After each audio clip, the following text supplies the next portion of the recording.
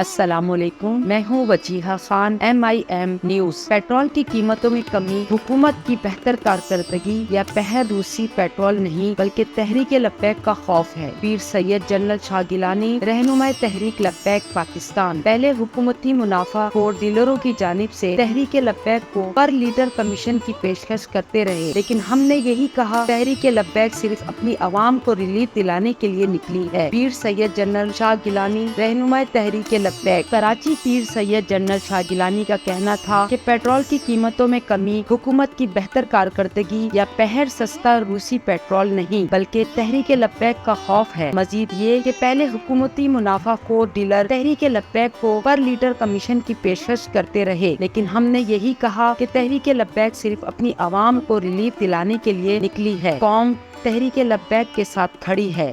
22 مئی مرکزی امیر علماء سعد رضوی صاحب کی قیادت میں کراچی سے اسلام آباد کے لیے نکلنے والا پاکستان بچاؤ مارچ کا قافلہ جس شہر گاؤں دیہاتوں سے گزرتا ہے، وہاں سینکڑوں پاکستانی عوام گلاب کے پھولوں سے قافلے کا استقبال کرتے ہیں۔ انشاءاللہ جلد پاکستان بچاؤ مارچ لاہور سے ہوتا ہوا اپنی آب و تاب کے ساتھ مرکزی امیر کی قیادت میں اسلام آباد پہنچے گا۔ تحریک لبیک پاکستان اپنی قوم کے لیے پیٹرول، آٹا، دال، سبزی، تیل، گھی، گوشت، دیگر ضروریات زندگی کی اشیاء کو مزید سستا کروائیں گے۔ قوم کو ان شاہ خرچیاں کرنے والے حکمرانوں کے رحم و کرم پر نہیں چھوڑ سکتے۔